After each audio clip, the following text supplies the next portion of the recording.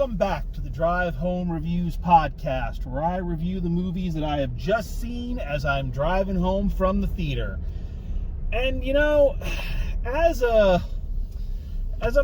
adult on the wrong side of 45, you know, inching ever closer to that half a century mark, there is a question that I ask myself with annoying frequency, and that is, am I a good person? And I've been asking myself that question for quite a long time. It's been a constant on my mind throughout most of my adult life. And I think when you reach a certain age, it's a natural question to start to kick around. You know, I don't think a lot of young people really need to ask themselves this question because they're not fully developed people yet. They should be more focused on, am I becoming a good person? What kind of person am I going to grow into? But I think the self-reflection has to come when you've reached a certain age, you have enough time behind you, enough experiences, you've done enough, you've seen enough, you've said enough, that you can adequately and impartially weigh the things that you've done and come up with some kind of clear distinction of, was that right or was that wrong? Was this good? Was this bad? Again, this is something I do quite a lot, you know, looking back at my life and acknowledging that I've done a lot of good things, but I've also done a lot of bad things that I'm not proud of. And where does that equal out in the cosmic scale? It's also been my observation that the people who don't engage in this particular activity are sometimes the people who really, really need to. Now, I am not a saint by any stretch of the imagination, and I certainly wouldn't advise people to plague themselves with this internal discussion to the extent that I have over the course of my life. But I do believe there are some people that need to really take a look at themselves.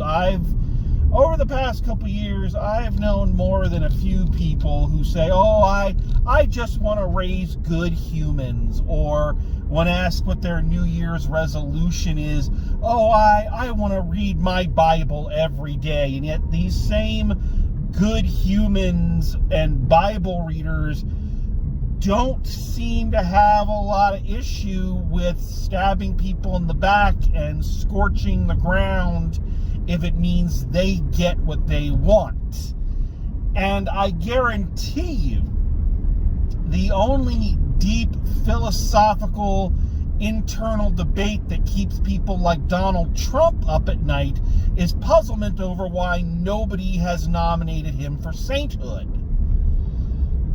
So what happens when a person who has been so insulated either by their own actions or by the actions of others finally has to come face to face with that so important question, am I a good person? And that is the centerpiece of this little movie, The Outcome, starring Keanu Reeves and directed by Jonah Hill, which we're going to get to that in a second. So if you haven't heard of this movie, I'm not real surprised. It's an Apple exclusive, not incredibly widely advertised. So if you haven't heard of it, Keanu Reeves plays Reef Hawk. What a name that is. I guarantee you the only reason they decided to name him that is so they can make a queef joke. A not incredibly funny one, but, you know, there you go. So he plays Reef Hawk, a former child star turned Hollywood megastar. We're told in his backstory that, you know, he's been working consistently all of his life.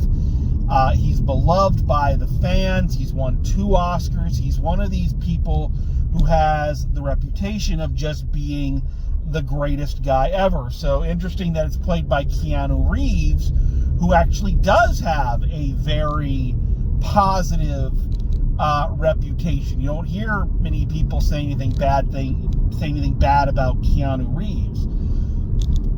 As the movie opens, we find out that Reef Hawk, oh my god, I hate that name, has taken a 5-year break.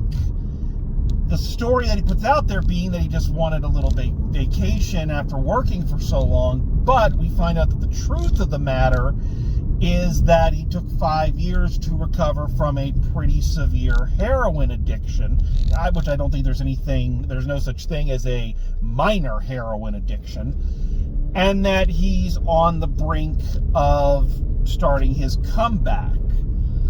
There are only a few people who are aware of the truth of his situation, mainly being his two best friends, played by Cameron Diaz and Matt Bomer, who have been his friends since childhood, and they've been the ones kind of insulating him and, protecting him from the outside world. Just as he's on the cusp of making this comeback, he gets a call from his crisis lawyer, played by Jonah Hill, that tells him that somebody is in possession of some kind of videotape of him doing something terrible. They don't know what the video is of. They don't know who took it. But he now has to go out and try to find out who hates him enough to attempt to blackmail him. So, and when he's asked, who hates you, he says, well, nobody. I can't think of anybody. But when his assistant is asked, who hates him enough to do this, she's got a long fucking list. And so this starts him on a journey of, trying to talk to people who he might have wronged or whatever, and discover, who's blackmailing him, but also discovering something about himself. So kind of a My Name is Earl kind of situation. Okay, not a bad premise for a film. So, just from a cursory glance, I see that this movie has a very split kind of reputation amongst people who've seen it. Some people like it, some people don't, but the overall criticism is that there is an imbalance in the film, or a tonal issue, and I do agree with that.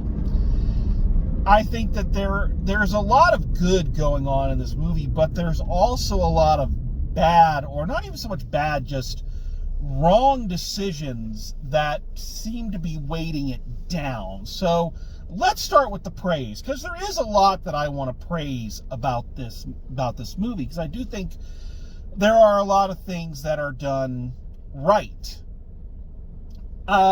So the first thing I do enjoy is I do like the way it's structured. We don't talk about this a lot on here. I mention it from time to time. We know a lot about my personal proclivities. I'm not a fan of horror movies, things like that. But there are some other aspects of my personality that I hit upon occasionally, but don't make as big a deal of. And one of the things I like is I love movies that have a very theatrical structure to them.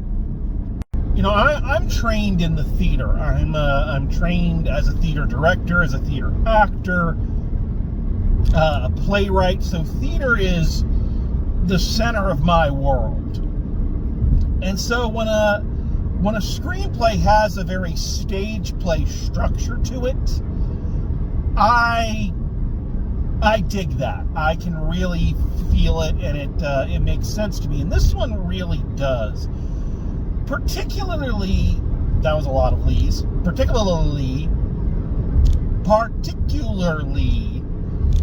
in the breakdown of the people he goes to see and what happens through each meeting.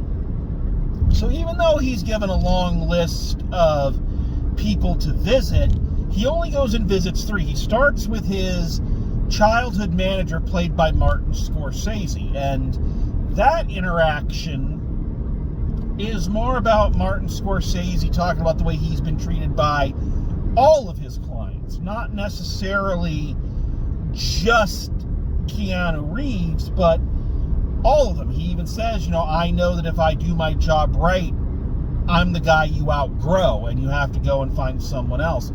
But he laments that, nobody ever calls him or thinks back to him or thanks him for getting their career started. So this is a thing of, a general malaise, not one aimed specifically at him.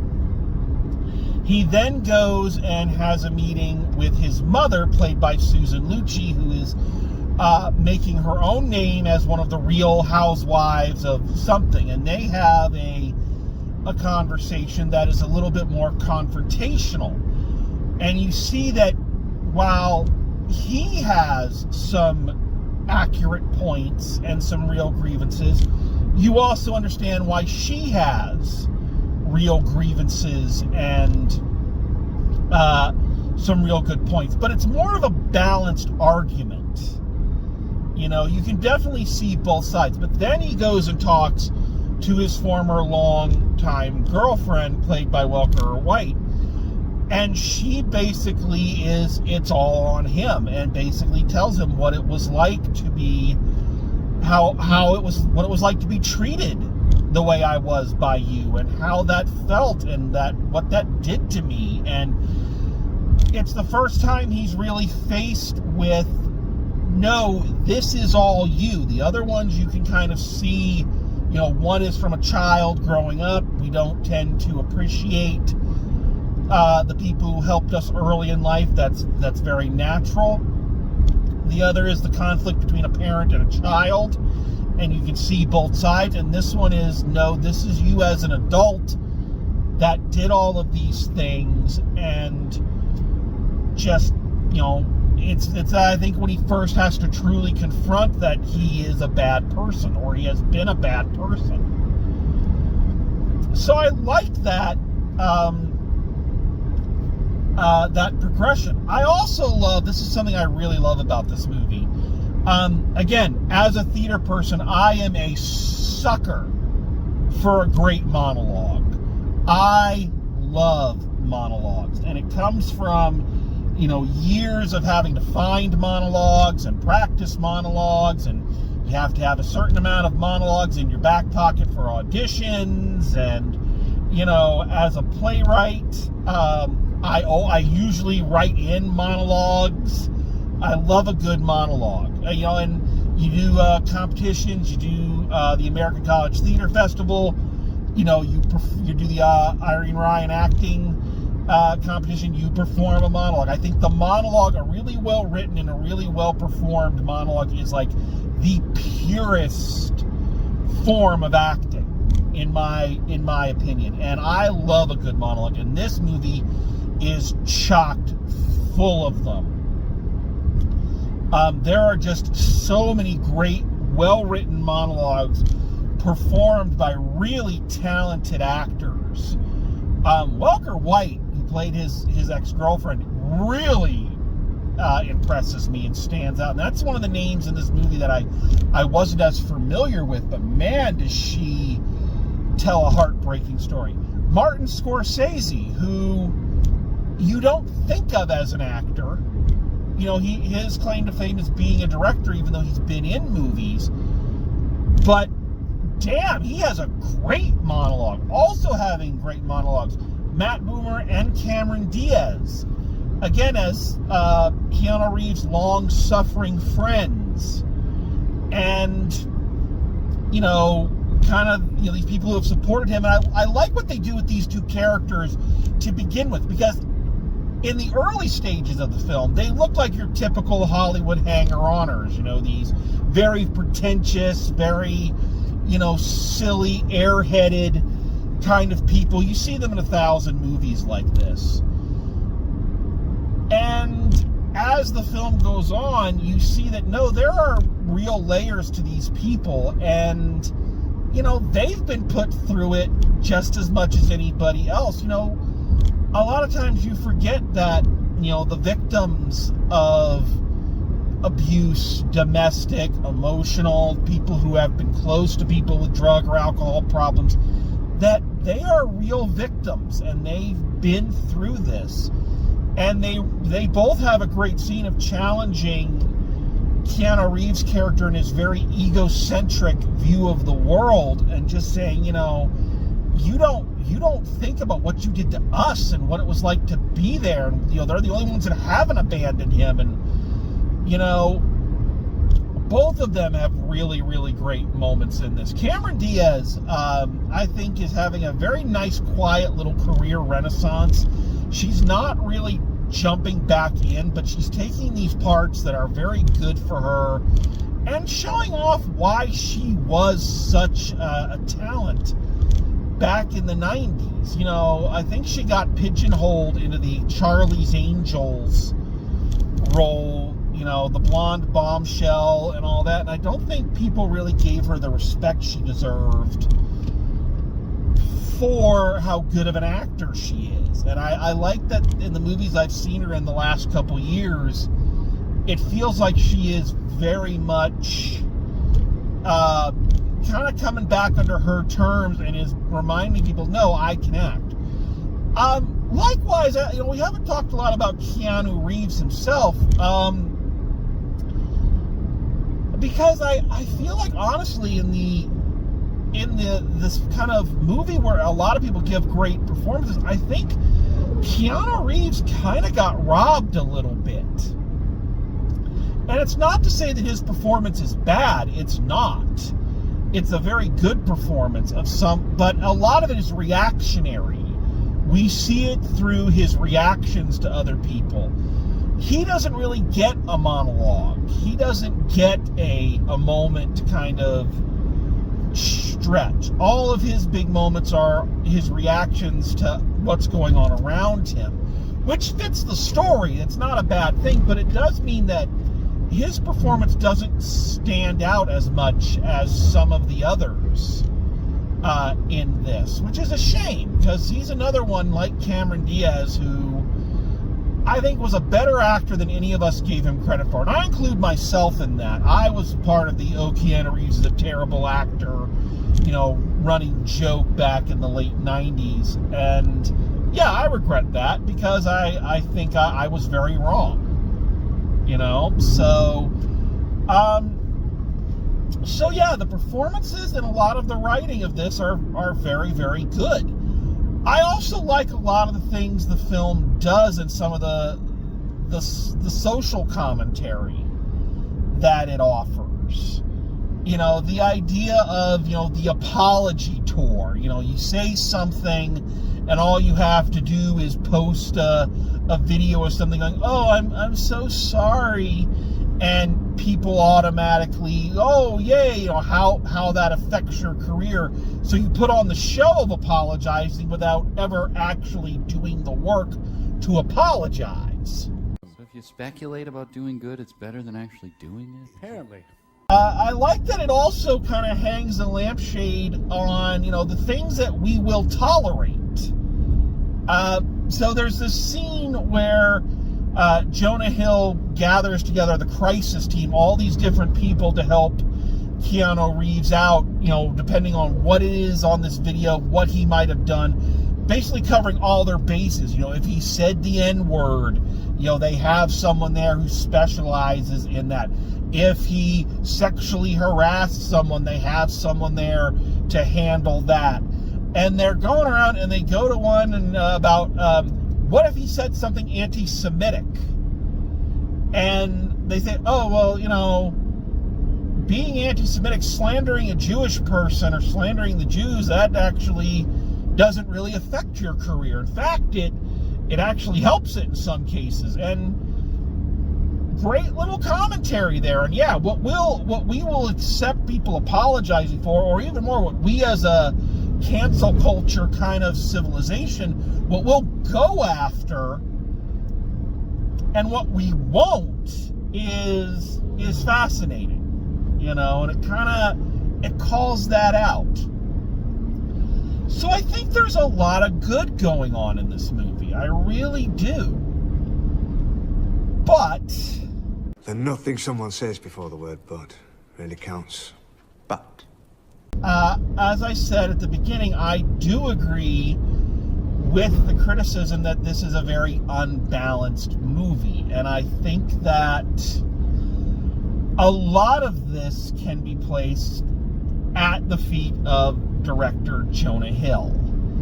And I'm sorry, because I don't want to make it sound like he did a bad job directing, because I think he did a pretty good job, but I do think there are some mistakes that are in there, or some things that don't mesh well with the other visions, and I think his various tendencies were kind of at war with them.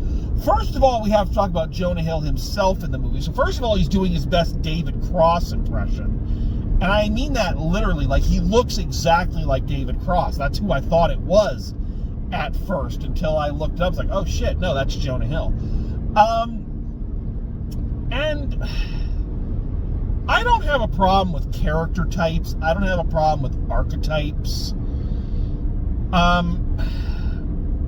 Because they can be they're a visual shorthand. They're there for a reason. But he is just, like I said, Cameron Diaz and Matt Bomer are playing archetypes and stock types, but they're able to kind of turn it around. And Jonah Hill tries to do that. Again, he plays Keanu Reeves' crisis lawyer.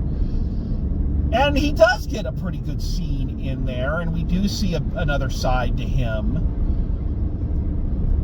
But this is after he spent the majority of the film just being the most obnoxious and over-the-top character.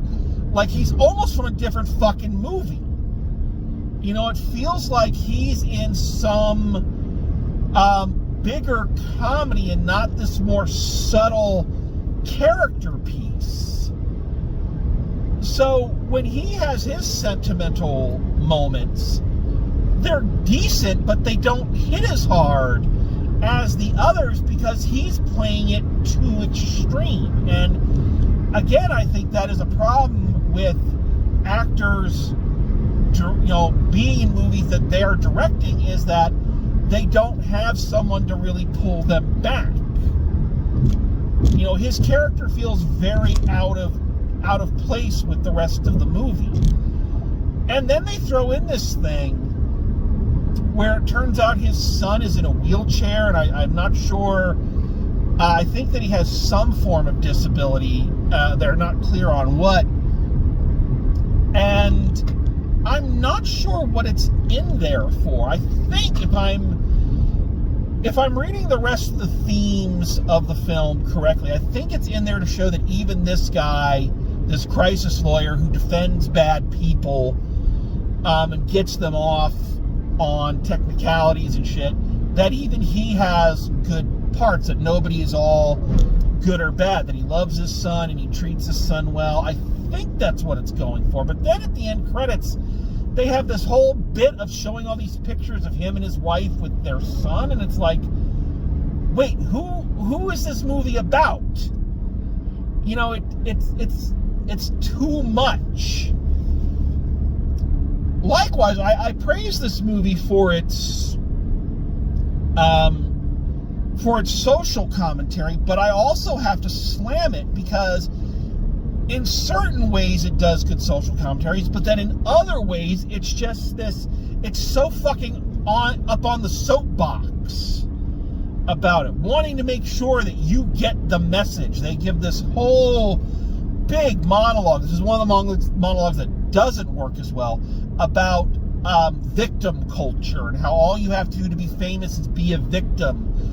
Have someone say something mean about you. And I get what it's trying to do, but it's so much more heavy-handed than the other moments, and so much more cynical and out of place in this otherwise very honest kind of character study, that it doesn't work. Again, it feels like it's part of a different movie.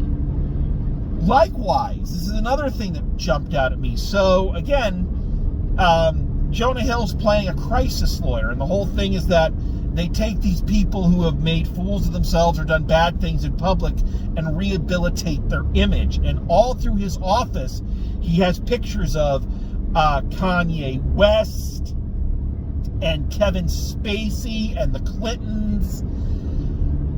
And it's so, like, I can understand, like, here's how this would work versus what they do. If this was just a wall of pictures, and those were some of the people that were part of them, and Keanu Reeves kind of focuses in on them to kind of ask that question, am I doing the right thing? Is this a good idea? Do I want to be like this person? That would have worked. But the way they do it is they're in the conference room and Kanye's picture is just fucking there. Out in the hallway, Kevin Spacey's picture is just there. The Clintons' pictures are just there. And it's supposed to be this dark joke, but it feels like something that would be more at home in, like, The Naked Gun.